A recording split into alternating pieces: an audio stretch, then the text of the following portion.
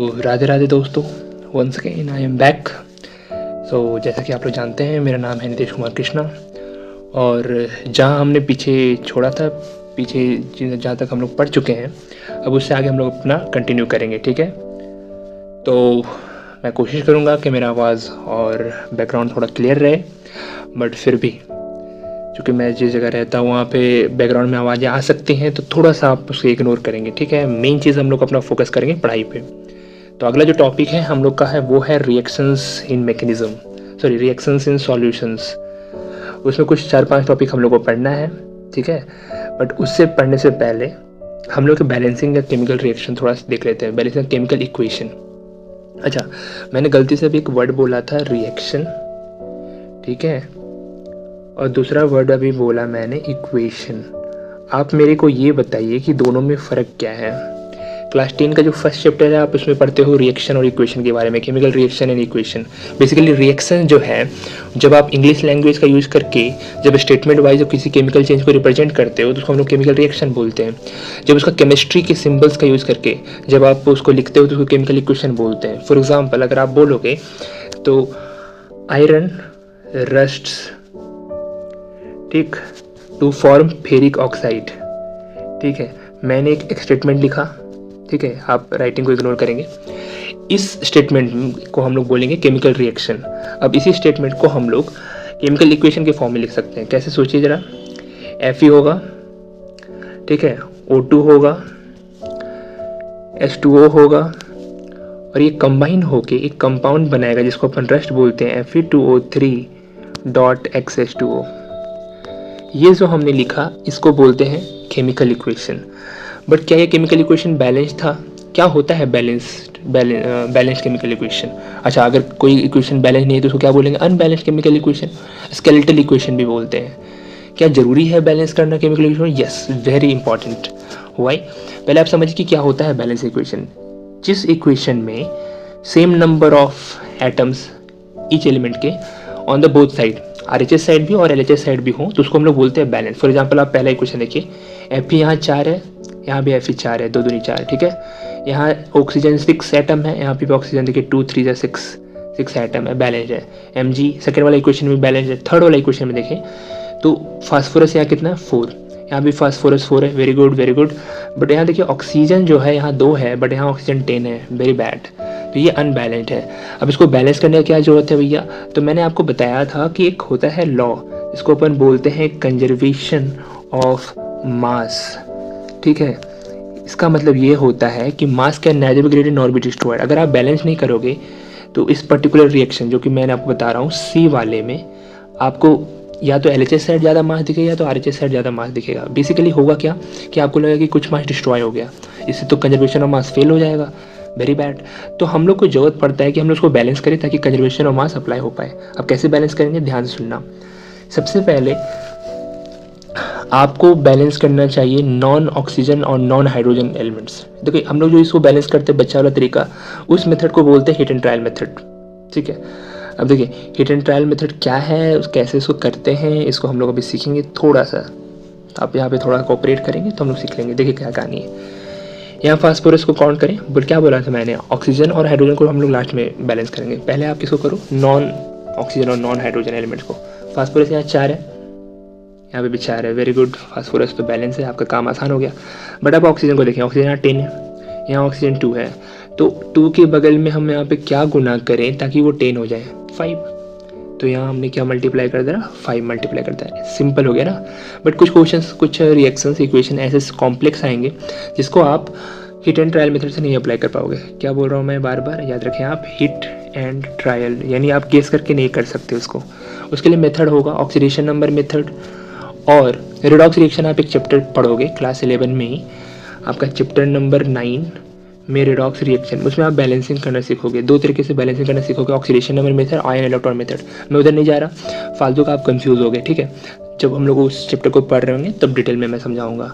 ठीक है, आगे बढ़े। देखिए, एक अपन C3H8 प्रोपेन को अब क्या कर रहे हैं, उसको कंबशन रिएक्शन कर रहे हैं। अब उसको हम लोग बैलेंस भी करेंगे कि किस तरीके से वो बैलेंस होगा। तो चलिए मैं सिखाता हूँ आपको।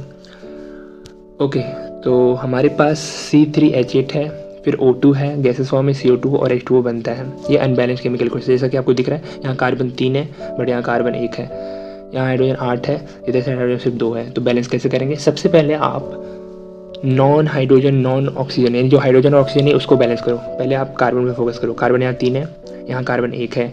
एक काम कर भाई, तो यहाँ 3 डाल दे, कार्बन बैलेंस। अब उस बंदे पे फोकस करो। चलो कार्बन के बगल वाले ही फोकस करते हैं, ऑक्सीजन को हम लोग लास्ट में रखेंगे, ठीक है। अब बोलेंगे नहीं ये सीक्वेंस हम फॉलो नहीं करना चाहते। देखिए हम बताते हैं इस हिट एंड ट्रायल मेथड से बैलेंस करने का मतलब एक सुडोकू पजल है। जो आपका बैलेंस हो गया उसको बिगाड़ना नहीं है, और जो नहीं बैलेंस हुआ उसको आपको सुधारना है। तो उसके बाद हम लोग हाइड्रोजन पे फोकस करेंगे। देखिए हाइड्रोजन कितना 8 है, इधर हाइड्रोजन, ठीक है, इधर हाइड्रोजन 2 है। 2 में क्या गुना करे कि 8 हो जाए? तो 4 से, है ना जी, 4 से गुना कर दिए, कोई दिक्कत? अब अगर आप 4 से गुना कर दिए तो अब ऑक्सीजन काउंट करो। कार्बन भी बैलेंस हो गया, हाइड्रोजन भी बैलेंस हो गया, अब ऑक्सीजन काउंट करो। देखो 3 दूनी 6 यहाँ ऑक्सीजन हो गया, और यहाँ 4, अरे बाबा इधर 1 है, इसके पेंडिंग में अगर कुछ नहीं है तो 1 है, ठीक है। तो 4 6 4 10 हो गया। अब सोचो ये O2 पहले से है, इसमें क्या गुना करें? 2 में क्या गुना करे कि 10 आ जाए? यू नो दैट 5 है ना। इस तरीके से चीज़ें बैलेंस होती है। हम लोग बैलेंस क्यों करते हैं? कंजर्वेशन ऑफ मास को फॉलो कराने के लिए। I hope it's clear. बढ़िया पेपर आगे, ठीक है। अच्छा एक और चीज़ आपको बता दूं कि ये हम लोग जो भी बैलेंस करेंगे, नंबर लिखेंगे, उसका सब्सक्रिप्ट चेंज नहीं करेंगे। यहाँ पे आपका ये स्टेटमेंट देखिए लिखा हुआ है कि ये जो नीचे वाला सब्सक्रिप्ट होता है, पैर के नीचे जिसको हम लोग बोलते हैं, पैर के नीचे जो लिखा है, इसको आप चेंज नहीं कर सकते कि 3 को 6 बना दिए। नहीं नहीं, आप बगल में कुछ लिख सकते हो, ये बगल में लिख सकते हो, ऑप्शन के तौर पर लिख सकते हो। अच्छा इस ऑप्शन को क्या बोलते थे? लास्ट क्लास में सीखे थे, स्टोइकोमेट्रिक कोएफिशिएंट्स। समझ में आ गया होगा। बैलेंस क्यों करते हैं, बैलेंस केमिकल क्या, बैलेंस केमिकल इक्वेशन क्या होता है, रिएक्शन और इक्वेशन में क्या फ़र्क है, डिटेल्ड है ना, ऐसा डिटेल पढ़ना है आपको। तो अब हम लोग सीखेंगे कि रिएक्शंस इन सॉल्यूशंस। सॉल्यूशंस क्या होते हैं? सॉल्यूशंस के बारे में मैं आपको थोड़ा सा बताऊं तो सॉल्यूशन में बेसिकली 2 चीज़ होता है, एक होता है सॉल्यूट और एक होता है सॉल्वेंट, ठीक है। अब अगर सॉल्यूट और सॉल्वेंट है तो आप गौर करना कि मेन हम लोग के लिए इसमें इंपॉर्टेंट होता है कंसंट्रेशन निकालना। कंसंट्रेशन क्या होता है मैं आपको एक आइडिया देता हूँ, ठीक है। जैसे हम लोग अभी पढ़ाई कर रहे हैं और पढ़ाई करने में मान लीजिए मैं पढ़ा रहा हूँ और पीछे से नॉइज़ आ रहा है, या फिर आप पढ़ रहे हो, किसी का मैसेज आ गया, नोटिफिकेशन आ गया, ये कंसंट्रेशन में काउंट होगा, डिस्ट्रैक्शन में काउंट होगा? ऑब्वियसली विल से कि डिस्ट्रैक्शन में काउंट होगा। और मान लीजिए एक बंदा है जो 5 घंटा लगातार बिना डिस्ट्रैक्ट हुए पढ़ रहा है, और एक बंदा है कि सिर्फ 2 घंटा पढ़ सकता है, तो ऑब्वियसली आप बोलोगे कौन ज़्यादा बंदा कंसंट्रेटेड है? वो जो बिना डिस्ट्रैक्शन के पढ़ रहा है। उसी तरह हम लोग कंसंट्रेशन निकालते हैं सॉल्यूशन में, किस चीज़ का भैया? सॉल्यूट का। आप समझो इसको इस तरीके से कि अगर एक सॉल्यूशन बनाया है शरबत, शुगर सॉल्यूशन में मैंने 1 चम्मच चीनी डाला 1 गिलास पानी में, और दूसरे दोस्त को देने के लिए मैंने 2 चम्मच चीनी डाला। बताइए किसमें चीनी, सॉल्यूट जो है, शुगर जो है वो ज़्यादा है? कौन ज़्यादा मीठा लगेगा? दूसरे दोस्त को वाला जिसमें मैंने 2 चम्मच चीनी डाला है। इसको बोलते हैं concentration of the solute in solution. इसको पढ़ने के, इसको रिप्रेजेंट करने के बथेरे तरीके हैं। Mass percent, weight percent, volume by volume percent, mole fraction, molality, और ये सब आपके एनसीईआरटी में मेंशन है। जो एनसीईआरटी में मेंशन नहीं है उसके अलावा ये सब होते हैं। देखिए एक है नॉर्मलिटी, एंड ये सब पढ़ोगे तो उसके अलावा एक और है फॉर्मेलिटी, ठीक है। ये मजाक नहीं है, ये सब सारे टर्म्स हैं, ठीक है। तो धीरे धीरे हम लोग अब सीखेंगे, कभी मैं इसको सेपरेट वीडियो लाऊंगा तो उसको भी सिखाऊंगा। बट अभी फिलहाल हम लोग जब एनसीईआरटी पे फोकस करें तो सिर्फ हम लोग एनसीईआरटी पे फोकस करके अपने आप को समझते हैं। तो समझ में आया आपको कि कंसंट्रेशन क्या होता है? कंसंट्रेशन होता है कि अमाउंट ऑफ सब्सटेंस प्रेजेंट, अच्छा इसको मैं हटा देता हूँ, amount of substance present in the solution, कितना सब्सटेंस प्रेजेंट है उसको अपन क्या बोलते हैं? कंसंट्रेशन ऑफ द सॉल्यूशन, ठीक है। देखिए मेरे को तो अब आ रहा है बैकग्राउंड में वो नॉइज़, क्योंकि इधर साइड से कोई शादी वगैरह है, तो मे बी वो नॉइज़ इसमें चला जाए तो उसको थोड़ा सा इग्नोर करेंगे, ठीक है। I can not help about this, मैं जाके बंद तो नहीं करवा सकता ना। तो खैर अब हम लोग धीरे धीरे करके पढ़ते हैं, ठीक है। और बीच में जो एग्जाम्पल वगैरह आएगा ना मैं उसको भी डिस्कस करूँगा। चलिए एक एग्जाम्पल आ ही गया है ना, ये हमको लगता है स्टोइकोमेट्रिक कोएफिशिएंट पे बेस्ड है। तो क्वेश्चन है कि calculate the amount of water produced by the combustion of 16 gram of methane. सबसे पहले आप रिएक्शन लिखोगे, ठीक है। अब देखिए ये जो सॉल्यूशन है ना, सॉल्यूशन को आप जाने दो अभी फिलहाल के लिए, सॉल्यूशन हम बाद में सिखाऊंगा, पहले आप रिएक्शन लिखना सीखो। मीथेन है ना, मीथेन का फॉर्मूला पता है आपको क्या होता है जी? CH4 होता है, प्लस कंबसन कराना है तो कंबसन जब भी कराते हैं तो ऑक्सीजन से कराते हैं, ठीक है। कौन सा गैस मिलेगा? कार्बन डाइऑक्साइड गैस मिलेगा, और एक और चीज़ मिलेगा आपको, क्या? वाटर, है ना। क्या ये बैलेंस है? देख low carbon 1, carbon 1, carbon 1, hydrogen 4, hydrogen 2। गड़बड़े बाबा, बैलेंस कर लो, यहाँ 2 गुना कर दो, सबकी तो चेंज नहीं करोगे। अब देखो ऑक्सीजन, ऑक्सीजन इधर 2 है, इधर ऑक्सीजन 2 हो गया और इधर 2 हो गया, मतलब 4 हो गया। जो हमें काम करते हैं यहाँ 2 गुना कर देते हैं, हो गया बैलेंस। अब एक काम करो कि इसका आप लिख दो सारे का मास। तो इसका आपका पिछला बार हम लोग किए थे 16 ग्राम। इसका देखिए एक का ऑक्सीजन एटम का 16 होता है, तो ये हो गया 64। अरे तो आपको पिछला वाला याद होना चाहिए जी। इसका बताइए, यहाँ लिखूँ? हाँ यहाँ लिख देता हूँ। इसका आएगा आपका कितना, 12 4 32 44 44 है ना, 44। और ऑक्सीजन का कितना हो गया यहाँ पे 36। देख लीजिए बैलेंस है, 44 और 36 44 और 36 80 ग्राम, और 16 और 64 भी 80 ग्राम, बैलेंस हो गया। अब आप क्वेश्चन में देखें, क्वेश्चन में क्या पूछा है कि 16 ग्राम मीथेन अगर हम रिएक्ट कराते हैं तो कितना पानी बनेगा, अमाउंट ऑफ वाटर कितना बनेगा। ये काम करके रखा होगा हम लोग जो वो भी ऊपर किए थे। देखिए 16 ग्राम CH4 का मतलब होता है कि 1 मोल। अब पढ़ो इसको, हम पढ़ना सिखाए थे। 1 मोल रिएक्ट कर रहा है 2 मोल ऑक्सीजन का मॉलिक्यूल से, तो 1 मोल CO2 बन रहा है। क्वेश्चन में किसके बारे में पूछा गया, वाटर के बारे में पूछा। तो हम लोग को CO2 और ऑक्सीजन को इग्नोर करना है, हम लोग को बस यहाँ देखना है मीथेन। 1 मोल मीथेन से कितना मोल वाटर मॉलिक्यूल बनता है, 2 मोल, 2 मोल। तो भैया आपको कुछ करना नहीं है, 16 ग्राम बोला गया था, मतलब उधर 1 है तो इधर 2 मोल होगा। H2O का 1 मोल का क्या होता है, मतलब कि आप समझो 1 मोल का क्या होता है, मास 18, 2 से गुना कर दो 36 ग्राम। कोई दिक्कत, हलवा है ना। और E जो है ना, ये जो है ये वाला बात, ये एक्स्ट्रा इन्फॉर्मेशन है, बस वही कंटिन्यू करें। समझ में आ गया होगा, बहुत हलवा। अच्छा अगर मान लीजिए इस क्वेश्चन में ये ना पूछ के वो पूछता है कि CO2 बताओ, कि 16 ग्राम अगर हम CH4 लेते तो CO2 कितना है। देखिए इधर 1 मोल तो इधर भी 1 मोल, इधर 16 ग्राम 1 मोल का मास, तो इधर 1 मोल का मास CO2 कितना होता है जानते हो भाई। कार्बन का 12, ऑक्सीजन एक एटम का 16, लेकिन 2 है तो 32, 12 प्लस 32 44 ग्राम, यानी 16 ग्राम 44 ग्राम CO2 देगा। अच्छा अब ये रिएक्शन को कंप्लीट करने के लिए कितना ऑक्सीजन का मॉलिक्यूल चाहिए भैया, तो 2 मोल ऑक्सीजन चाहिए। इधर 1 मोल CO2 तो इधर 2 मोल ऑक्सीजन का। एक 16 होता है, 16 दूनी 32 और 32 दूनी 64 ग्राम चाहिए। समझ में आ गया बात आपको। चलिए आगे बढ़ते हैं बिना समय गवाए। आगे क्वेश्चन पूछा है कि how many moles of methane are required to produce 22 gram CO2। अच्छा CO2 का मोलर मास कितना होता है बताइए, 44 ग्राम। याद है। अब देखिए अगर आप 44 ग्राम निकाल लिए हो तो बताओ कि 22 ग्राम में कितना मोल्स होगा। सिखाया है, नंबर ऑफ मोल्स निकालने का फॉर्मूला क्या सिखाए थे। गिवन मास के लिए छोटा डिनोमिनेटर m होता है और मोलर मास के लिए बड़का m होता है। 22/44 करोगे तो ऐसा नहीं लगता कि आधा मोल आ जाएगा आपका। और अगर आधा मोल आ गया तो यानी सिर्फ आधा मोल बन रहा है आपका CO2। चलिए मैं सिखाता हूँ। इधर 1 मोल CO2 कब बनता है, जब आप 1 मोल मीथेन रखते हो, ठीक। लेकिन आपको तो सिर्फ चाहिए कि आधा मोल बने CO2, तो CH4 भी आधा रखना पड़ेगा। सेम रिएक्शन, बड़ा हलवा है। अब सोचिए अगर ये 44 मोलर मास था, उसका आधा 22 ग्राम हो गया, तो इसका मोलर मास कितना होता है 16 ग्राम, उसका आधा क्या होगा 8 ग्राम। ये तो सिंपली सॉल्व हो गया, वही यहाँ पे लिखा हुआ है। अब बोलेंगे आंसर तो 0.5 मोल है भैया, तो मैं आपको वही तो बताने का कोशिश कर रहा हूँ। ये पूछा है मास नहीं मोल, तो आप बोलोगे आधा मोल of methane required, 0.5 moles of methane required. Simple जो आप यूनिटरी डिवीजन सीखते थे ना, वही चीज़ लिखा हुआ है यहाँ पे। रिएक्शन लिखिए और फिर बोलिए कि number of moles of CO2 जो है कितना आएगा, 22 ग्राम ऑफ CO2 बटा 44 ग्राम। अब उससे पता चल गया number of moles. Given mass में मोलर मास, भाई वाह, उतना टेंशन नहीं लेना है। गिवन मास में मोलर मास कर लिए, जो एक्स्ट्रा सब लिखा है ना वो सब फालतू है। यूनिट फैक्टर मेथड यूज़ किया है, आप कंफ्यूज हो गए। डायरेक्ट लिखो नंबर ऑफ मोल्स बराबर गिवन मास में मोलर मास और कैलकुलेट करो, हाफ मोल आ गया। एंड फिर उस रिएक्शन से बताओ कि 1 mole of CO2 is prepared, ऐसे लिखोगे अंग्रेजी, ठीक है। अंग्रेजी आप लोग कंफ्यूज होते हो, लिखोगे 1 mole of CO2 is prepared by 1 mole of methane. So half mole of CO2 के लिए we will required half mole of methane, and ये आपका आंसर हो गया। समझ में आएगा, थोड़ा सा अंग्रेजी लिख लेना। आगे बढ़े। हाँ अभी पहला दो क्वेश्चन जो डिस्कस किए उससे ज़्यादा इंपॉर्टेंट है ये problem 1.5।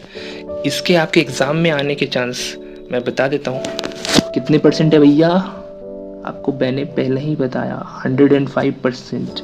This 5% extra is Krishna's guarantee, ठीक है। तो आप बात आप समझो कि भैया पहले आप रिएक्शन को समझो कि क्या कहानी है। 50 kg आप N2 ले लिए हो, 10 kg आप H2 ले लिए हो, अमोनिया बना रहे हो। चलो रिएक्शन लिखते हैं। सबसे पहले आपको रिएक्शन लिखना है, सबसे पहले लिखिए reaction N2 plus H2, arrow का साइन क्या बनेगा भैया, NH3। आपको तो ऐसे उसका गैस स्टेट वगैरह भी लिख देना, ये भी गैस होगा, ये भी गैस होगा, ये भी होगा, सब तीनों गैसे होगा। बट चलो बैलेंस करते हैं। सबसे पहले आप N बैलेंस करो, देखो N यहाँ 1 है तो यहाँ पे आप 2 बैलेंस कर दो। अब देखो उसकी वजह से हाइड्रोजन कितना हो गया, हाइड्रोजन हो गया 6, तो हम लोग हाइड्रोजन को यहाँ 3 लिख देंगे ताकि 3 दूनी 6 हो जाए, ठीक है। अब ध्यान सुनो, अब अगर आप N का मोलर मास जानते हो तो N का मोलर मास होता है 14 दूनी 28 हो जाएगा। पूछो कैसे, क्योंकि भैया एटॉमिक मास हम बोल रहे थे 14 होता है, यहाँ पे 2 है ना, तो 2 एटम से एक मोलिक्यूल बनता है तो 28 U हो गया। अच्छा U रहने दो यार, अपन U ना खेल के ग्राम में खेलते हैं, ठीक है। इसको हमको बड़ा करना पड़ेगा थोड़ा जाके अच्छा से कट हो पाए, मतलब मिट पाए। चलिए ये तो मैंने मिटा दिया। अब मैं लिख देता हूँ 28 ग्राम। ओह, इसको मेरे को साइज़ छोटा करना पड़ेगा। चलो कर दिया साइज़ छोटा। 28 ग्राम, ये 3 दूनी 6 ग्राम है ना जी। और ये आप देख लिया अमोनिया का 14, हाइड्रोजन का 3, 14 3 17, 17 3 34। जब भी आप हिसाब किताब कर रहे हैं तो देख लीजिए 28 प्लस 6 ग्राम 34 ग्राम आ रहा है क्या। अगर आ रहा है तो हम लोग का बैलेंस भी है, हम लोग सही कर रहे हैं। अब ध्यान से सुने आप, ध्यान से। N2 दिया हुआ है 50 kg और H2 दिया हुआ है 10 kg। जब आप इसको बैलेंस कर लोगे तो आपको बस इतना चेक करना है, किसी भी एक को पकड़ना है, किसी भी को एक पकड़ना है। तो आप N2 को पकड़िए, उसके लिए हाइड्रोजन निकाल लीजिए, या फिर हाइड्रोजन को पकड़िए और N2 निकालिए। कैसे निकालेंगे भैया हम बता दें। 6 ग्राम हाइड्रोजन लीजिए, उससे आप 1 ग्राम का निकालिए और फिर 10 kg का निकालिए। 10 kg का निकालिए ना तो N2 या तो 50 kg से कम आएगा या तो 50 kg से ज़्यादा आएगा, उस हिसाब से हम लोग आगे करेंगे। चलिए हम आपको इस क्वेश्चन से ले जाते हैं, ठीक। देखिएगा ये जो बंदा ये किया है, क्या किया है, बैलेंस क्या है, नंबर ऑफ मोल्स N2 निकालने की कोशिश कर रहा है, N2 को कन्वर्ट कर ले रहा है मोल्स में, H2 को भी कन्वर्ट कर लेगा, ठीक है। N2 का मोल्स देखिए कैसे निकाला जाता है, N2 का मोल्स, रिलैक्स कीजिएगा, बकाएगा नहीं। ये इतना नौटंकी करने का जरूरत नहीं है आपको। वो यूनिट फैक्टर्स निकालने को कह रहा है, हम बताएं नंबर ऑफ मोल्स निकालने फॉर्मूला, हम यार रट लो यार रट लो। क्या होता है, given mass by molar mass. Given mass दिया हुआ है 50 kg, ग्राम में कन्वर्ट करना पड़ेगा, और मोलर मास कितना होता है 28, मॉलिक्यूल का बात कर रहे हैं हम, ठीक है। अब जब कट रूट के करके हिसाब किताब करोगे, वही किया है वो, तो भैया उतना हम करने नहीं आ रहे, इतना आएगा आंसर 17.86 में 10^2 मोल। अब आप क्या करो, हाइड्रोजन का मोल निकालो, same logic, given mass by molar mass. Given mass 10 kg, molar mass इसका होता है 2.016। अरे यार हम तो सीखे थे 1.008। अरे भैया मॉलिक्यूल का बात हो रहा है, एटम का बात नहीं हो रहा है, इसीलिए दो मॉलिक्यूल, 2 एटम हो गए ना तब एक मॉलिक्यूल बनेगा। इतना मोल आ गया, ठीक है। अब ध्यान से सुनो, अब ध्यान से सुनो, अब हम लोग थोड़ा सा इसको पढ़ते हैं, ध्यान सुनिए। 1 मोल N2 को 3 मोल हाइड्रोजन की आवश्यकता होती है, तब वो रिएक्शन कंप्लीट करता है। यहाँ समझिए, हमारे पास इतना N2 मोलिक्यूल है और इतना H2 मोलिक्यूल है, तो हम लोग को देखना है कि उस हिसाब से, उस रिएक्शन के हिसाब से कौन कम पड़ रहा है और कौन ज़्यादा पड़ रहा है। कैसे निकालेंगे बताता हूँ मैं आपको। देखिए बड़ा इंपॉर्टेंट है, ध्यान से सुनना, ध्यान से, ठीक है। 1 मोल N2 रिक्वायर्स कितना, 3 मोल। हम लोग को कितना निकालना है जी, 17.86 का। अगर 1 का दिया हुआ है, अधिक का निकालना है तो हम लोग गुना करते हैं, याद है, गुना करते हैं। तो हम लोग 17.86 में 10^2 को कितना मोल से गुना करते हैं, 3 से। 1 पे 3 तो इतना पे कितना, 3 से गुना कर दो भैया, तो आ गया कितना 5.36। इतना का रिक्वायरमेंट है। हमको रिएक्शन कितना दे रहा है 4.96। इतना का रिक्वायरमेंट और इतना दे रहा है, आपको नहीं लग रहा कि कम है भैया वो। अच्छा और कम है तो हम लोग कम वाला रिएजेंट को कौन सा रिएजेंट बोलते थे, लिमिटिंग रिएजेंट। याद है कॉन्सेप्ट को, गैस वाला एग्जांपल दिया था, इसको लिख के दिखाता हूँ मैं। इसको हम लोग बोलेंगे क्या, लिमिटिंग रिएजेंट। कौन है लिमिटिंग रिएजेंट इस केस में, H2। क्यों है लिमिटिंग रिएजेंट, क्योंकि वो कम पड़ रहा है, ठीक। कौन ज़्यादा होगा, एक्सेस कौन होगा भैया, एक्सेस होगा आपका N2। कोई दिक्कत नहीं, ठीक है। तो वही लिखा हुआ है, आप पढ़ लीजिए, अंग्रेजी तो आप जानते होंगे, बट वी हैव ओनली इतना hydrogen, here dihydride is the limiting reagent, NH3। ये आपको समझ में आ गया। अब इसके आगे का कैलकुलेशन, रिएक्शन कहाँ रुक जाएगा, जब आपका हाइड्रोजन खत्म हो जाएगा तो आपको N2 पे फोकस नहीं करना, आपको H2 पे फोकस करना है। जो आपकी ज़िंदगी में कमी है उस पर फोकस कीजिए, क्योंकि आगे फिर उसके बाद कहानी चलेगा ही नहीं ना। तो हम लोग जो भी कैलकुलेशन करेंगे कितना फॉर्म ऑफ अमोनिया बन पाएगा वो बताएगा H2 हाइड्रोजन, क्योंकि वो लिमिटिंग रेजेंट है। N2 जो एक्सेस है ना वो लेफ्ट अनरिएक्टेड हो जाएगा। ठीक है, कट करने दीजिए और मेरे को ये मोड ऑन कीजिए, एरोप्लेन मोड ऑन करने दीजिए, ताकि हम आपका ये रिकॉर्डिंग सही से कर सकें। खैर मूविंग ऑन, जब आप आगे गौर करोगे तो 3 मोल से हम लोग को सारा रिएक्शन करना था और हम लोग को अमोनिया फॉर्म करना है। चलिए वापस हम आपको ले जाते हैं। ये वाला सीख लो भैया, बहुत इंपॉर्टेंट है, बता रहे हैं। अरे यार क्या टिपिक हो गया, वापस से करना पड़ेगा। चलिए वापस से करते हैं। इन्हें उन्हें टिपा जाता है ना, यही माथा खराब लगता है हमको। कोई नहीं, ज़िंदगी में थोड़ा बहुत तकलीफ तो आपका ज़िंदगी में आएगा ही ना। तो हम आपको क्या बता रहे थे कि हम आपको बता रहे थे कि देखिए 3 मोल हाइड्रोजन यूज़ करते हैं तो 2 मोल अमोनिया बनता है। आ जाइए वापस। तो 3 मोल का दिया होगा, हम लोग 1 मोल का निकालेंगे। ठीक है, 3 मोल के लिए 2 मोल, हम लोग 1 मोल के लिए कैसे निकालते, डिवाइड करते हैं। देखिए हम लिख के दिखाते हैं, ध्यान से सुनना।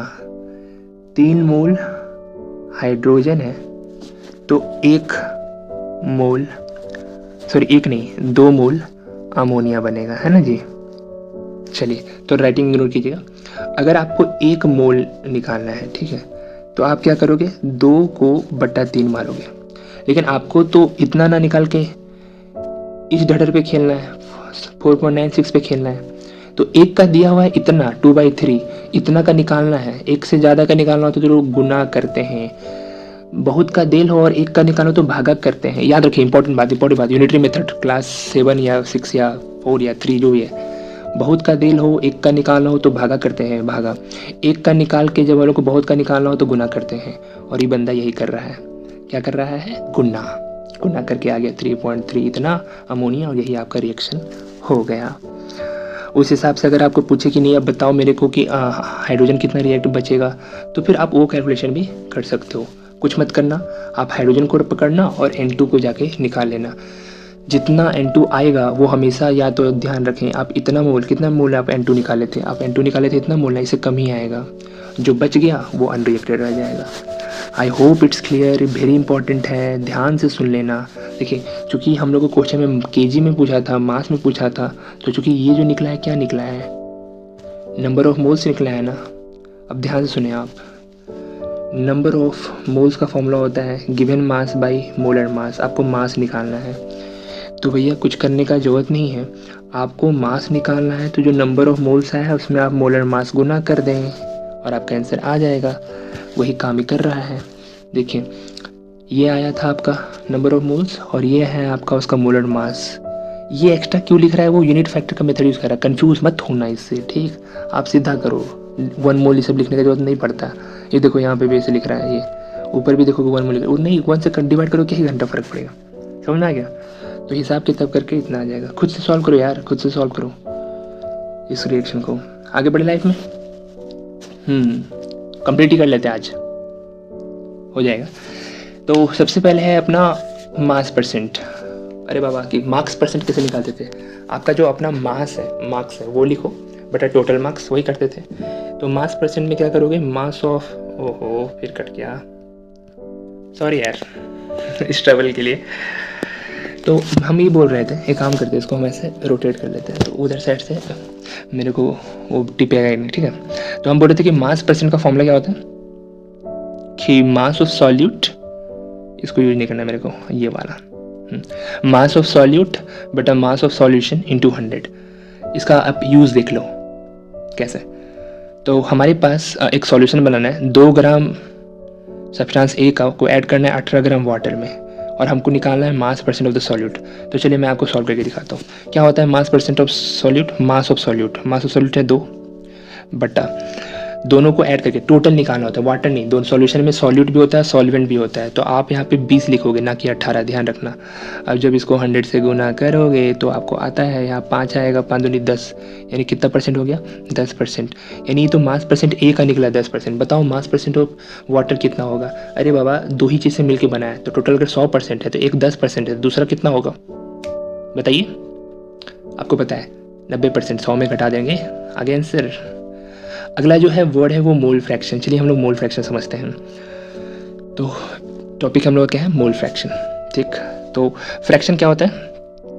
फ्रैक्शन जैसे फॉर एग्जांपल मान लीजिए कोई टोटल पार्ट है, 2 पार्ट, उस 2 पार्ट में आप एक पार्ट ले रहे हो तो एक फ्रैक्शन बन गया। मान लीजिए कोई टोटल पार्ट 3 पार्ट है, उसमें आप 2 पार्ट ले रहे हो, ये भी एक फ्रैक्शन बन गया। मीन्स कि हम लोग फ्रैक्शन भी कंपेयर करने का एक तरीका है। तो इसमें लोग किसका फ्रैक्शन निकालेंगे? हम लोग मोल फ्रैक्शन निकालेंगे। तो भैया मोल क्या होता है? मोल का फॉर्मूला होता है, नंबर ऑफ मोल्स का फॉर्मूला होता है गिवन मास बाय मोलर मास। तो अगर मान लीजिए 2 चीज़ हैं आपके सॉल्यूशन में, एक ए और एक बी, तो आप क्या करोगे, आप दोनों का, एक मिनट, आप दोनों का नंबर ऑफ मोल्स निकालोगे, number of a, moles of a और number of moles of b. Formula तो बता ही दिए, given mass by molar mass. अब मोल फ्रैक्शन निकालने का सिंबल मोल फ्रैक्शन का ये होता है x a, x a mole fraction of a. तो आप कंपेयर करोगे, जिसको कंपेयर करना है, एन ए को बटा सिर्फ एक बंदे से कि दोनों से सॉल्यूशन में दोनों होते हैं, n a plus n b. ये फॉर्मूला बन गया मोल फ्रैक्शन ऑफ ए। उसी तरह अगर आपको मोल फ्रैक्शन ऑफ बी निकालना है तो बस एन ए के जगह पे एन बी रख देना, और यही चीज़ आपका यहाँ पे लिखा हुआ है। अच्छा, एक इंटरेस्टिंग चीज़ मैं आपको बताऊँ, अगर आप एक्स ए और एक्स बी, यही दोनों चीज़ हैं, इसको जोड़ोगे तो कॉमन सेंस से बताओ, सारे फ्रैक्शन को जोड़ के, दो ही चीज़ है, दोनों चीज़ का फ्रैक्शन को जोड़ेंगे। हम अगर आधा आम खाएं और आप आधा आम खाएं तो आधा आधा मिलकर कितना हो गया, पूरा हो गया कि नहीं, 1। अच्छा, हम अगर 1/3 आम खाएं तो आप बचाओ क्या आम खाओगे, 2/3, 1 में घटा के, तो दोनों को जोड़ो 1 आ जाएगा। इसी तरह जैसे 100% जोड़ के 100 आता था, उसी तरह फ्रैक्शन जोड़ के, मोल फ्रैक्शन सारे को जोड़ के 1 आएगा। यहाँ पे हम 2 ही क्यों लिखे? क्योंकि हमारे पास सिर्फ 2 ही कंपोनेंट है, ए और बी। अगर 3 होते तो तीनों को जोड़ के 1 आते, अगर 4 होते तो चारों को जोड़ के 1 आते। अच्छा, 2 में होने का एक फ़ायदा है कि मान लीजिए अगर आपका एक्स ए दिया हुआ है 1/3, ठीक, तो आपको एक्स भी अलग से निकालने का ज़रूरत नहीं है। आप क्या करो, 1 में 1/3 घटा दो और आपका आंसर क्या आ जाएगा, 2/3। As simple as that. बात समझ में आया? और यही चीज़ आपका यहाँ पे लिखा हुआ है। आप आराम से पढ़िए, इत्मीनान से पढ़िए, कोई दिक्कत नहीं है। कुछ एक्स्ट्रा मिले तो भैया आप अपना नाम चेंज कर लेना। खैर, मेरे भरोसा रखिए, हम आपका नाम चेंज नहीं होने देंगे। आगे बढ़ें। अगला वर्ड है मोलरिटी, है जी। अगला वर्ड है मोलरिटी। अब अपने को मोलरिटी सीखना है भैया। तो मोलरिटी होता क्या है? मोलरिटी का सीधा फॉर्मूला भी आप अटैक करो, क्या होता है, number of moles of solute but volume of solution in litre. मतलब कि 1 लीटर सॉल्यूशन में कितना मोल्स ऑफ सॉल्यूट पड़ा हुआ है।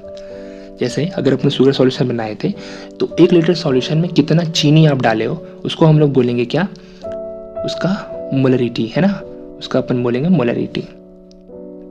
इसको ऊपर कर देते हैं, बार बार वो बीच में आ जा रहा है। तो जरा देखते हैं इसका मतलब क्या होता है। इसका मतलब जैसे फॉर एग्जांपल अगर लिखा है 1 m सॉल्यूशन ऑफ NaOH, इसका क्या मतलब हुआ? 1 m सॉल्यूशन कहने का मतलब होता है, इसको मैं लिख के दिखाता हूँ। 1 m सॉल्यूशन कहने का मतलब होता है कि 1 मोल NaOH एग्जिस्ट करता होगा। NaOH हम लोग का यहाँ पे सॉल्यूट है, कितना लीटर सॉल्यूशन में, 1 लीटर सॉल्यूशन में।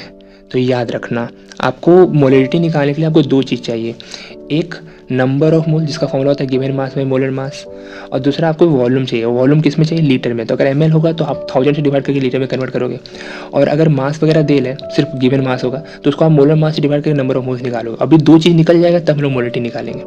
ठीक, समझ में आ गया?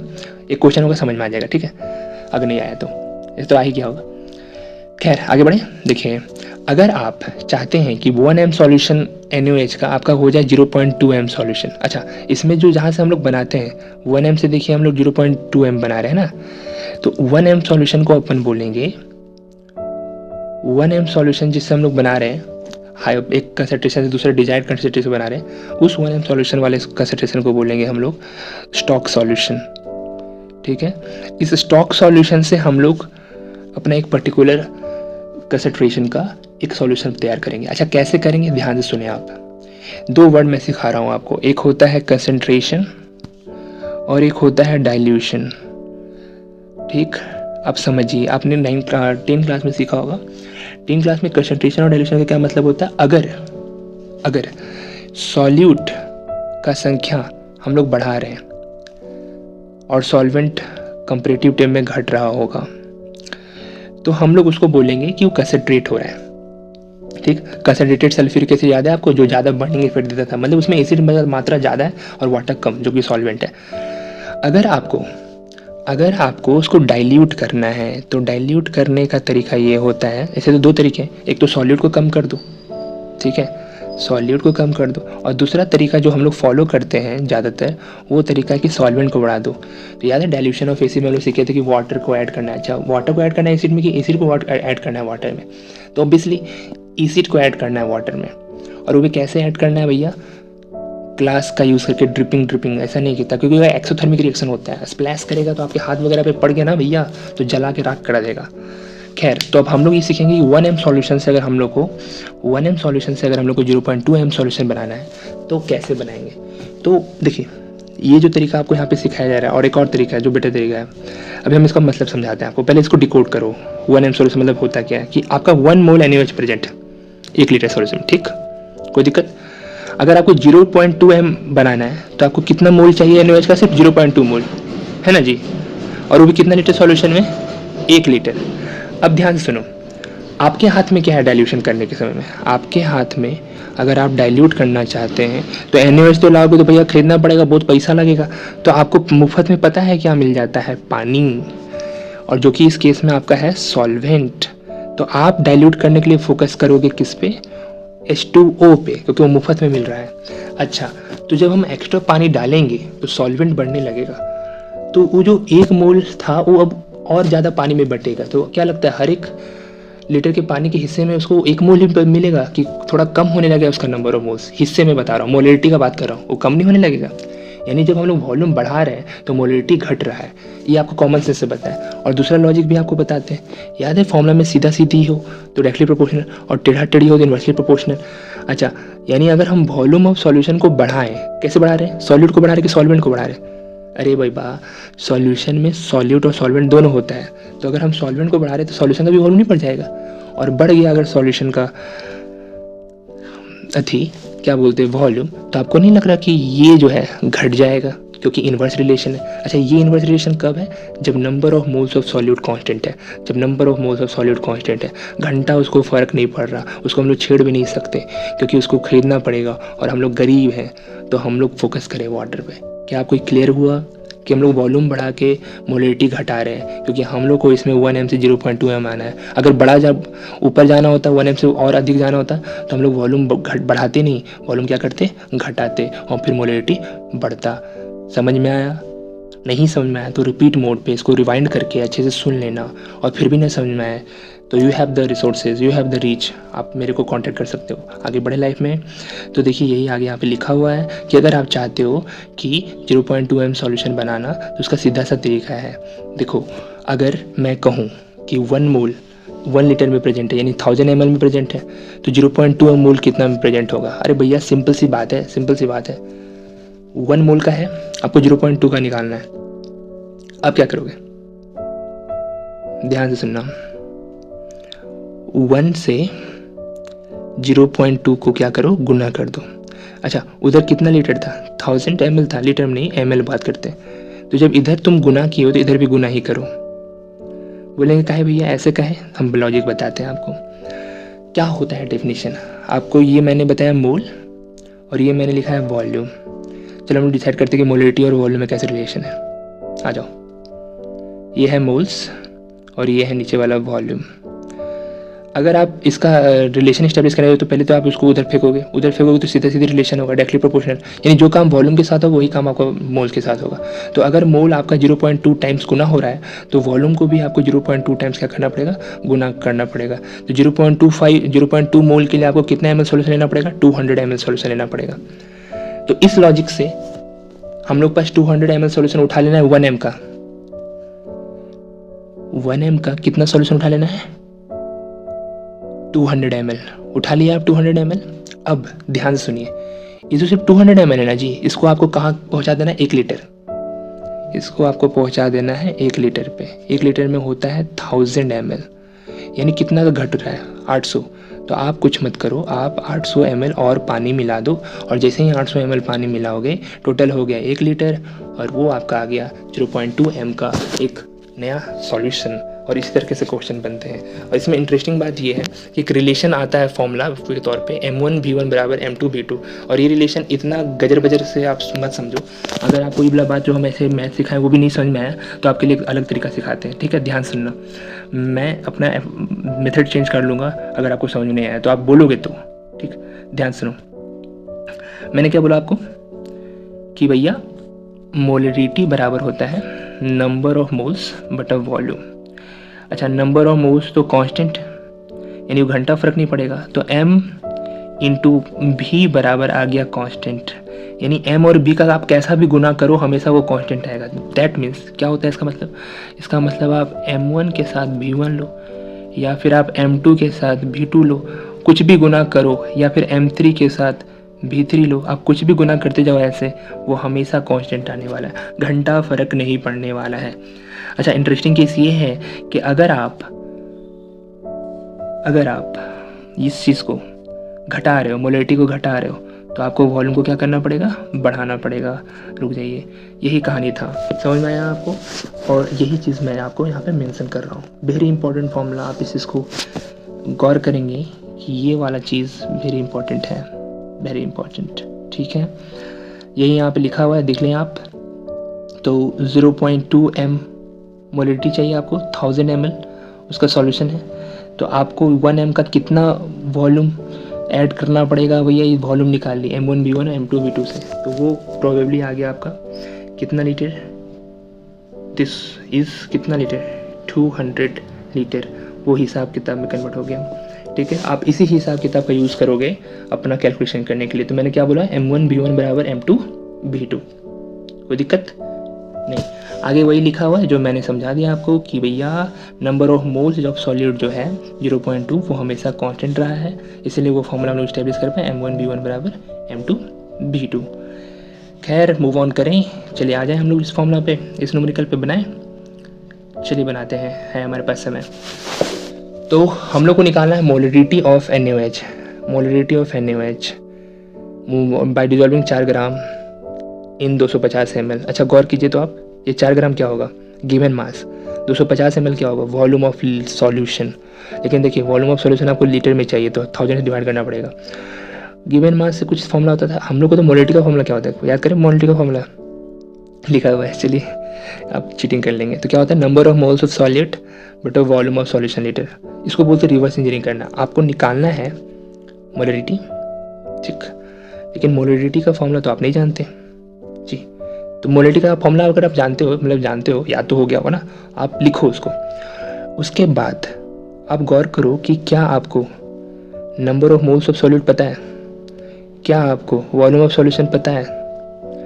अगर नहीं पता है तो आपको उसका फॉर्मूला लिखना चाहिए। Number of moles of solid का फॉर्मूला सिखाए थे, given mass by molar mass. बताइए भैया, गिवन मास 4 और NaOH का मोलर मास निकालोगे तो 40 आएगा। हम तेज़ हैं, आप कैलकुलेट कीजिए, आप भी तेज़ होइए, 1/10 आ गया। वॉल्यूम ऑफ सॉल्यूशन देखो, वॉल्यूम ऑफ सॉल्यूशन 250 ml है, क्या हम 250 ही रहने दें, नहीं भैया, उसको हमको अथी में चेंज करना पड़ेगा, लीटर में। तो 1000 डिवाइड कर दीजिए, कट के आ जाएगा 1/4। एंड अब आप चिपकाने के लिए तैयार हो गए। देखिए इसके आगे वही लड़का ये किया होगा, एंड आपका आंसर आ गया, कितना आ गया आपका आंसर, 0.4 पर मोल। ये आपका बड़का एम इसका आंसर आ गया। अच्छा, इंटरेस्टिंग केस इस बात पर फोकस करेंगे कि मोलरिटी ऑफ ए सॉल्यूशन देखिए किस पे डिपेंड करता है, टेम्परेचर पे। कैसे डिपेंड करेगा मोलरिटी ऑफ, वेरी इंपॉर्टेंट बात, टेम्परेचर पर डिपेंड करता है। क्यों भैया, क्योंकि इसके नीचे वॉल्यूम है। जब आप टेम्परेचर बढ़ाओगे, अच्छा मैं लिख देता हूँ, टेम्परेचर हो गया, वॉल्यूम हो गया, और अगला एक वर्ड है मोलरिटी। समझते हैं इन लोग आपस में रिलेशन, ठीक है। तो ध्यान सुने, जब आप टेम्परेचर बढ़ाओगे, उल्टा साइन दे दिए, अब हमको वापस लिखना पड़ेगा। चलिए, ओ भाई ये तो लिफाफे हो रहे हैं, इसको लिखना चाहिए था। जब आप टेम्परेचर एक चीज़ है ना, दूसरा है क्या, वॉल्यूम, और तीसरा क्या था जी, मोलरिटी। तो जब आप टेम्परेचर को क्या करते हो, बढ़ाते हो, तो भैया वॉल्यूम भी बढ़ता है। ये आप जानते हैं, कॉमन सेंस। बलून में जैसे आप कोई लिक्विड ले लो और लिक्विड में जब टेम्परेचर बढ़ाओगे तो उसका नहीं लगेगा कि उसका स्पेस बढ़ेगा, आपस में स्पेस बढ़ेगा तो ज़्यादा जगह घेरेगा। अच्छा, वॉल्यूम मोलिटी में कैसा रिलेशन है? Inverse relation. फॉर्मूला देख लो, टेढ़ा टेढ़ा है, इन्वर्स रिलेशन तो मोलिटी घटेगा। अब एक बात बताइए, जो चीज़ चेंज हो रहा है टेम्परेचर के हिसाब से, क्या वो रिलायबल फैक्टर हो सकता है? नहीं। तो हम लोग कुछ ऐसा चीज़ का जरूरत है जो टेम्परेचर पे डिपेंड ना करता हो, वो ज़्यादा बेटर कंसिडरेशन का हम लोग का रिप्रेजेंटेशन होगा। तो हम लोग देखेंगे कोई है ऐसा कि नहीं। अगला वर्ड है मोलिलिटी। मोलिलिटी और मोलिलिटी में बस इतना सा फ़र्क है कि वहाँ भैया आर होता था, यहाँ एल है। वो रिट्टी है, लिट्टी है, लिट्टी लिट्टी चोखा, बिहार वाले लिट्टी चोखा। इसका फॉर्मूला होता है number of moles of solute same हो गया, बट नीचे सॉल्यूशन नहीं है, सॉल्वेंट है, सॉल्वेंट, और भी वॉल्यूम नहीं है, मास है, मास और केजी में। तो मोलिलिटी छोटा एम से रिपोर्ट करते हैं, वहाँ बड़ा एम था। Number of moles of solute बटा mass of solvent in kg. चलिए चलिए चलिए चलिए चलिए, ओके ओके ओके। तो अब हमारे पास एक न्यूमेरिकल है, और ये न्यूमेरिकल भी इंपॉर्टेंट है। जैसे मैंने आपको बताया था कि वो लिमिटिंग रीजन वाला न्यूमेरिकल इंपॉर्टेंट है, फिर मैंने आपको ये बताया कि इंपिरिकल और फॉर्मूला मास और मॉलिक्यूलर मास वाला इंपॉर्टेंट है। एकदम उसमें बता रहा हूँ मैं, 105% गारंटी है। ये एक्स्ट्रा 5% कान्हा की तरफ से आया है, तो आप बिल्कुल भरोसा कर सकते हैं। और उसी तरह मैं बता रहा हूँ 1.8 जो प्रॉब्लम है, ये भी आपका वो 105% वाला क्वेश्चन है। तो अगर आपको 105% वाला अगर ये है, 105% एक्स्ट्रा 5% आप जानते हैं कृष्णाज गारंटी, तो आप इसे भरोसा रखें मेरे पे, और भरोसा रखें एग्जैक्ट आपका मैच करेगा क्वेश्चन। तो खैर क्वेश्चन पढ़ते हैं, समझते हैं कि कैसे बनेगा ये क्वेश्चन। देखिए क्वेश्चन में दिया हो कि डेंसिटी ऑफ 3m सॉल्यूशन, इसको डिकोड करेंगे हम लोग बाद में। NaCl हम लोग का सॉल्यूट होगा, 1.25 ग्राम पर ml डेंसिटी दिया हुआ। अच्छा, किसका डेंसिटी दिया हुआ? क्या सॉल्यूट का दिया हुआ कि वाटर का दिया हुआ कि सॉल्यूशन का? तो सॉल्यूशन का दिया हुआ, याद रखेंगे आप। तो इसे जो भी निकलेगा, डेंसिटी बराबर जो मास बाय वॉल्यूम होता है फॉर्मूला, डेंसिटी इक्वल टू हम लोग जो जानते हैं कि मास बटा वॉल्यूम होता है, ये जो भी निकलेगा, मास निकले चाहे वॉल्यूम निकले चाहे डेंसिटी निकले, वो सबका सॉल्यूशन का होगा, सॉल्यूट और सॉल्वेंट का नहीं होगा। याद रखेंगे आप, कंफ्यूज हो जाते हैं आप। अब हम लोग को क्या निकालना है? हम लोग को निकालना है मोलिलिटी। हम लोग सबसे पहले लिखेंगे मोलिलिटी का फॉर्मूला। तो भैया मोलिलिटी का फॉर्मूला होता है, अच्छा पहले तो ये लिख देता हूँ, नंबर ऑफ मोल्स बटा मास ऑफ सॉल्वेंट, ठीक है, सॉल्वेंट इन केजी, ठीक है। अब आपको नंबर ऑफ मोल्स निकालना पड़ेगा, उसके लिए गिवन मास चाहिए, गिवन मास नहीं है। मोलर मास तो NaCl खैर आप निकाल लोगे, 58.5 आएगा। तो आप क्या करोगे? मास ऑफ सॉल्वेंट भी नहीं है, तो चलिए देखते हैं, हम लोग डिकोड करते हैं, कोशिश करते हैं हम लोग। डेंसिटी का फॉर्मूला क्या होता है? मास बटा वॉल्यूम, यहाँ और ये इसको डिकोड करेंगे तो क्या आएगा? 3 मोल्स पर लीटर, यानी हम लोग का वॉल्यूम 1 लीटर आ गया और हम लोग पास मोल्स आ गए NaCl के 3। अच्छा, मोलर मास कितना होता है? 58.5। अब हम लोग इसी से डिकोड करते हैं, यहाँ से। मैं आपको सिखाऊंगा तो फिर आपको लगेगा भाई सिर्फ बोल रहे हैं, समझ ही नहीं आ रहा, तो हम समझाते हैं यहाँ से आपको, ध्यान सुनिएगा। ये क्या है? 3 मोल पर लीटर, मोलरिटी, यानी हम लोग खेल रहे हैं 1 लीटर सॉल्यूशन में। तो लिख लो, लिख लो भैया, जो जो इन्फॉर्मेशन मिलते जा रहा है उसको लिख लो। हम लोग का वॉल्यूम आ गया कितना, सॉरी मैं इसको मिटा दूँ, मिट जा भाई, मिट जा भाई, मिट जा, हाँ भाई मिट गया। वॉल्यूम आ गया हम लोग का कितना भैया? 1 लीटर। 1 लीटर सॉल्यूशन का है, ठीक है। और उसमें मोल्स कितने आ गए? नंबर ऑफ मोल्स कितने आ गए? 3 मोल, ठीक है। अच्छा, ई जो आया है वो NaCl का आया है, सॉल्यूट का, और ऊपर जो आया था वो सॉल्यूशन का था, सॉल्यूशन। हाथ से लिखने में तकलीफ है, पर ठीक है, कोई बात नहीं, आगे बढ़े। तो अब हम लोग क्या निकालेंगे? हम लोग को चाहिए mass of NaCl in 1 litre solution. अगर आपको मास चाहिए तो कितना मोल में खेल रहे हैं हम लोग? 3 मोल में खेल रहे हैं, 3 मोल में खेल रहे हैं। 1 मोल का मास 58.5 होता है, आप जानते हैं। Na का 23 और क्लोरीन का 35.5, तो 58.5, उसको आप 3 से गुना करोगे तो 3 गुना 58.5, 175.5 ग्राम। ये तो NaCl है। 1 लीटर सॉल्यूशन में 2 चीज़ होता है, एक तो खुद NaCl है, और भैया दूसरा जो है वो वाटर है। तो NaCl का मास निकल गया। किसी तरह हम अगर पूरा सॉल्यूशन का मास निकाल लें तो H2O का मास नहीं निकल जाएगा, सॉल्वेंट का मास। अब पूरा सॉल्यूशन का मास निकालने के लिए आपके पास डेंसिटी का फॉर्मूला दिया हुआ है। क्या है डेंसिटी का फॉर्मूला? मास बटा वॉल्यूम, यानी मास अगर निकालना है तो हमको क्या करना पड़ेगा भैया? डेंसिटी गुना वॉल्यूम, और डेंसिटी आया है 1.25 ग्राम पर ml, और हम लोग का वॉल्यूम भी दिया हुआ है 1000 ml में खेल रहे हैं हम लोग, यानी 1 लीटर था लेकिन हम लोग 1000 में कन्वर्ट कर लिए, गुना करोगे तो 1250 ग्राम आ गया, यानी 1250 ग्राम में 175.5 ग्राम NaCl है, तो जो बचल होगा वही तो वाटर होगा, मास ऑफ वाटर आ गया, यही सॉल्वेंट निकाला था, मास ऑफ सॉल्वेंट, ताकि हम लोग मोलिटी सॉल्व कर सकें। तो भैया मास ऑफ वाटर आ गया 1074.5 ग्राम, लेकिन इसको केजी में लिखना है, तो आप क्या करो, आता है आपको केजी में कन्वर्ट करना, 107.4.5 है, उसको आप 1000 से डिवाइड करो, ठीक, तो कितना आ जाएगा 1.0745, 3 अंक घिसक जाता है लेफ्ट तरफ, ये तो आप जानते ही हो, चिपका दो भैया। Number of moles of solid कितना है, number of moles of solid 3 है, मास ऑफ सॉलिड अभी फ्रेश आया है, चिपकाओ, आंसर आ गया 2.79, छोटका है, बड़का है मोलिलिटी होता है, छोटका है मोलिलिटी होता है। तो समझ में आया आपको। माने ये बात हो गया कि जब आप केमिस्ट्री में लैब वगैरह में करते हो तो यहाँ पे देखो ध्यान से, ये यहाँ पे लिखा हुआ एक चीज़ इंटरेस्टिंग केस, कि अगर आपको केमिस्ट्री में एक डिज़ायर्ड कंसंट्रेशन से एक डाइल्यूट करके एक नया कंसंट्रेशन बनाना, हायर कंसंट्रेशन, तो जो सॉल्यूशन ऑफ हायर कंसंट्रेशन होता है ना, हायर कंसंट्रेशन, उसको स्टॉक सॉल्यूशन बोलते हैं, जो मैंने आपको पहले ही बता दिया था, ठीक। उसके अलावा देखो मोलिलिटी में इंटरेस्टिंग केस कि वो मास ऑफ सॉल्वेंट पे डिपेंड करता है। मास ऐसा चीज़ होता है जो कभी चेंज नहीं होता, यानी टेम्परेचर, अगर आप, मैं वो वाला लॉजिक फिर से लिखता हूँ, टेम्परेचर का इफेक्ट मोलिलिटी पे क्या होगा, ठीक। अगर मान लीजिए टेम्परेचर बढ़ा, अच्छा कि चलिए घटा, तो भैया मास जो है ना, यहाँ लिखता हूँ, जो मास है ना उसको घंटा फर्क नहीं पड़ेगा, और मोलिलिटी को भी घंटा फर्क नहीं पड़ेगा। यानी हम लोग चाह रहे थे ना कि कोई ऐसा चीज़ हो जो टेम्परेचर पर डिपेंड ना करे, तो एक क्वेश्चन आएगा बड़ा फेमस सा, इसमें भी आप समझ लीजिए, भी आप जो मैं क्वेश्चन बोल रहा हूँ वो भी 105% कृष्णा गारंटी, ठीक, कि आएगा यहाँ एग्जाम में। क्या है क्वेश्चन, ध्यान सुने आप, कि मोलरिटी और मोलिलिटी में हम लोग किसको प्रीफर करेंगे, तो मोलिलिटी को, लिट्टी चोखा को। क्यों भाई, क्योंकि ये मास पे डिपेंड करता है, और मास टेम्परेचर पे डिपेंड नहीं करता, यानी टेम्परेचर इंडिपेंडेंट है, टेम्परेचर इंडिपेंडेंट, इसका चेंज नहीं होगा। अगर टेम्परेचर चेंज होगा तो ये चेंज नहीं होगा, और हम लोग को वो चीज़ें पसंद है जो चेंज ना हो। समझ में आया बात। ये ही था आपका ये पूरा चैप्टर हो गया फिनिश। चलिए थोड़ा समरी बचा हुआ है और हम लोग का थोड़ा सा टाइम भी बचा हुआ है, तो फटाक से समरी देख लेते हैं और इसको फिनिश कर देते हैं। बाकी आपको अगर लगेगा कि भाई एक्सरसाइज का क्वेश्चन भी आप बता दीजिए तो हम मांग लीजिएगा, आपका आज्ञा सर आँखों पर। तो खैर यही लिखा हुआ है कि हम लोग अभी तक पढ़ते आए हैं कि केमिस्ट्री जो हम लोग आज के ज़माने में जानते हैं वो बहुत ओल्ड डिसिप्लिन नहीं है, मतलब बेसिक जो पूरा चैप्टर पढ़ा है ना उसका समरी है ये। हम लोग का एंशिएंट इंडिया में ही नॉलेज था, बहुत सारे साइंटिफिक फिनोमेनन का, बहुत सारे साइंटिस्ट लोगों का नाम भी हम लोग सीखे थे, वही सब कुछ ज़रूरत है।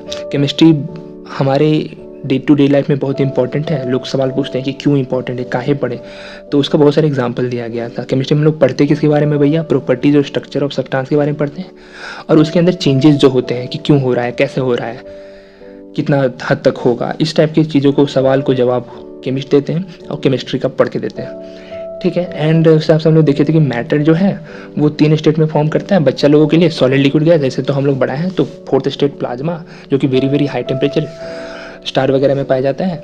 और उसके बाद फिफ्थ था हम लोग का बोस आइंस्टीन कंडेंसेट, जो मैंने आपको बताया था। उसके अलावा हम लोग देखे कि किस तरह से कंस्टिट्यूएंट पार्टिकल की प्रॉपर्टीज होती हैं ये तीनों स्टेट में, सॉलिड, लिक्विड, गैस में। उसके बाद फिर हम लोग सीखे थे कि एलिमेंट और जो कंपाउंड में क्या फ़र्क है, मिक्सचर हो गया, मिक्सचर और प्योर कंपाउंड, प्योर सब्सटेंस में क्या फ़र्क है। प्योर सब्सटेंस में एक एलिमेंट होता है और दूसरा कंपाउंड होता है। एलिमेंट बना होता है एटम से और मॉलिक्यूल से, या तो एटम से बना होगा या तो मॉलिक्यूल से बना होगा। कुछ लोग अकेले रहना चाहते हैं तो एटम्स, और कुछ लोग अकेले नहीं रहना चाहते तो आपस में मिलके मॉलिक्यूल के फॉर्म में रहते हैं, ठीक है। इस तरीके से चीज़ें आपको यहाँ पे बताई गई थी। उसके बाद आप देखोगे तो भांति भांति के सब्सटेंस को, प्रॉपर्टी को मेज़र करने के लिए हम लोग सिस्टम बनाए थे। सिस्टम आप समझ लीजिए कि अच्छा 2 चीज़ सिखाते हैं, क्वालिटी और क्वांटिटी। तो क्वांटिटी ऐसा चीज़ होता है जिसको हम लोग मेज़र करते हैं, उसके लिए हम लोग के पास 2 चीज़ था, एक था इंग्लिश सिस्टम, ठीक, और दूसरा था हम लोग के पास metric system. Metric system French system है, ठीक है, उसी को हम लोग एब्रिविएट करके SI सिस्टम लिखते हैं। बेसिकली सिस्टम दे इंटरनेशनली फ्रेंच सिस्टम है। इंटरनेशनल सिस्टम को IS लिखना चाहिए था, बट आप बोलोगे ऐसा ही क्यों लिख रहे हैं भैया, तो उसका जो फ्रेंच नाम है उसको बोलते हैं सिस्टम दे इंटरनेशनली, इसलिए SI फ्रेंच के हिसाब से। आगे बढ़े, जब आप इसे मेजरमेंट वगैरह करते हो तो डेटा वगैरह करते हो तो उसमें 2 पर्टिकुलर वर्ड आपको ध्यान रखना है, ठीक है, इसमें मेंशन नहीं किया है प्रिसीजन और एक्यूरेसी। चलिए कोई बात नहीं, मैं बताता हूँ। आपस में वैल्यूज़ कितने क्लोज हैं उसको प्रिसीजन बोलते हैं, और जो वैल्यू आप मेजर करिए वो ट्रू वैल्यू से, जो एक्चुअल वैल्यू उससे कितना क्लोज है उसको हम लोग एक्यूरेसी बोलते हैं। ठीक, उसके बाद फिर हम लोग सीखे थे कि साइंटिफिक नोटेशन क्या होता है, n × 10⁻n का जो वैल्यू सीखे थे। ये साइंटिफिक नोटेशन बहुत ज़रूरी है भैया, तभी आप अच्छे से नोट कर पाओगे। इतना जीरो लिखते बिहान हो जाएगा, तो आपका बिहान ना हो, इसलिए आप ज़रूरी है कि आप ये करें। बिहान मतलब सुबेरा, सुबेरा मतलब सुबह सुबह। थोड़ा आप लैंग्वेज समझ लीजिए, खैर आपको आदत हो जाएगा इस सब लैंग्वेज का। उसके बाद फिर देखिए सिग्निफिकेंट फिगर के बारे में पढ़े थे, बहुत सारे रूल्स थे ना, वो सारे रूल्स आपको याद होने चाहिए। ठीक, डायमेंशन एनालिसिस का यूज़ करके कैसे हम लोग यूनिट कन्वर्जन करते हैं वो सीखे थे हम लोग। फिर 5 बेसिक लॉज में law of conservation of mass, law of definite proportion, law of multiple proportion, गेलू-6 लॉ, अवोगाद्रो लॉ, ये सब सीखे थे। डाल्टन की एटॉमिक थ्योरी, एटॉमिक मास कैसे डिफाइन किया जाए कार्बन 12 आइसोटोप का यूज़ करके, जिसमें 12 U बोलते हैं। एवरेज एटॉमिक मास उनका निकाला जाता है जिनके एक से अधिक आइसोटोप्स एग्जिस्ट करते हैं, तो वेटेड एवरेज निकालते हैं, तो वो हमेशा डेसिमल में आता है। मॉलिक्यूलर मास कुछ नहीं भैया, सारे एटॉमिक मास को जोड़ दो जो जो उस मॉलिक्यूल में है, मॉलिक्यूलर मास निकल जाएगा। Molecular formula exact number of atoms को बताता है कि एक मॉलिक्यूल में कितना एग्जिस्ट करता है। उसके बाद हम लोग इंपीरिकल फार्मूला देखे थे, कॉमन निकाल लो रेशियो को। उसके हम लोग सीखे थे कि अवोगाद्रो कांस्टेंट बनाया गया है, क्योंकि भैया बहुत लार्ज क्वांटिटी में अगर संख्या है, अगर लार्ज क्वांटिटी में इतनी सारी संख्या है तो उसको भैया पढ़ना बड़ा मुश्किल होगा आप लोग के लिए। तो हम लोग अवोगाद्रो कांस्टेंट एक नंबर दे दिए थे जो कि होता है 6.022 × 10⁻23। इसको हम लोग क्या बोलते हैं, 1 मोल ऑफ रिस्पेक्टिव पार्टिकल्स और एंटिटीज। अच्छा, जो एंटिटीज़ हैं वो दुनिया भर की बहुत सारी चीज़ें हो सकती हैं, एटम्स हो सकता है, मॉलिक्यूल्स हो सकता है, आयन्स हो सकता है, प्रोटॉन्स, इलेक्ट्रॉन्स एंड भांति की चीज़ें। आगे हम लोग कर रहे थे कि भैया केमिकल रिएक्शन को जो आप रिप्रेजेंट करते हो, केमिकल रिएक्शन का जो रिप्रेजेंटेशन होता है कि कैसे आप केमिकल चेंजेस शो करोगे केमिस्ट्री के लैंग्वेज यूज़ करके, उसको अपन बोलते हैं केमिकल इक्वेशन। और वो केमिकल इक्वेशन बैलेंस्ड होना चाहिए। वाई भैया, बिकॉज अगर बैलेंस नहीं होगा तो कंजर्वेशन ऑफ मास फेल कर जाएगा, और किसी भी लॉ को हम फेल नहीं होने दे सकते, क्योंकि वो जो 5 बेसिक लॉ सीखे थे वो लॉ ऑफ केमिकल कॉम्बिनेशन थे, पूरा केमिस्ट्री में अप्लाई होगा। कहीं अगर फेल होता हुआ दिखेगा ना आपको, तो समझ जाइए कि उस दिन आपका नाम हो जाएगा। वो अलग बात है कि आपको कभी दिखेगा नहीं। साइंटिस्ट लोग ऐसा बुड़बक थोड़ू था कि दिमाग खराब वहीं बिना चेक किए और दे के चला गया। तो आगे बढ़ते हैं हम लोग कि जो कोफिशिएंट्स होते हैं रिएक्शंस वगैरह में, वो मोलर रेशियोज और रिस्पेक्टिव नंबर ऑफ पार्टिकल जो रिएक्शन में पार्टिसिपेट कर रहा है वो बताता है। और इस चीज़ का क्वांटिटेटिव स्टडी कि कितना रिएक्शन करेगा कितना नहीं करेगा, याद है रिएक्शन आ रहा था। तो मैंने आपको देखिए उस पहले कंप्लीट कर लेते फिर बताता हूँ आपको। तो उसको हम लोग बोलेंगे स्टाइकोमेट्री। क्या बोलते हैं उसको, स्टाइकोमेट्री। और इसी स्टाइकोमेट्री कंडीशंस को हम लोग उल्टा पीछे आगे पीछे करके उसको जब ऐड करते हैं mass percent, mole fraction, molarity, molality से, तब भी पूरा जाके आपका चैप्टर का हो जाता है, फिनिश हो जाता है। अब चूँकि ख़त्म हो गया, और चलिए हम थोड़ा सा 7-8 मिनट और लेते हैं। 7-8 मिनट जो अभी हम बता रहे हैं वेरी इंपॉर्टेंट, वेरी इंपॉर्टेंट। इसमें हम आपको बता रहे हैं कि इस चैप्टर से शॉर्ट 105% कृष्णा गारंटी वाला क्वेश्चन कौन है। सबसे पहले हम लोग याद है, अब सबसे पहले एक कॉन्सेप्ट रख लो लिमिटिंग रिएजेंट वाला, वो पक्का आएगा। फिर स्टाइकोमेट्रिक वाला याद है कि 16 ग्राम मीथेन लिए तो कितना ग्राम CO2 बनेगा, वो एक क्वेश्चन रख लो कन्फर्म।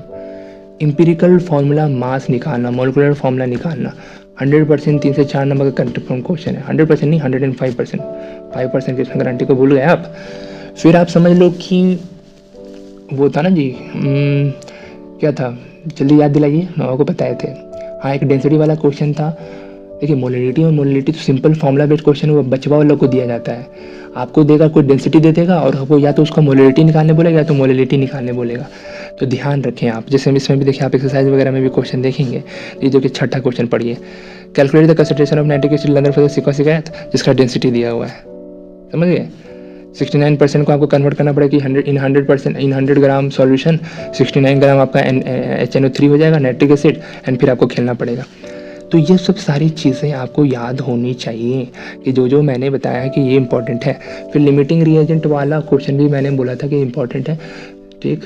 तो ये सब चीज़ें वर्ड टू वर्ड अच्छे से आपको याद होनी चाहिए। नहीं याद होगा तो भैया तकलीफ़ है, तकलीफ़, ठीक।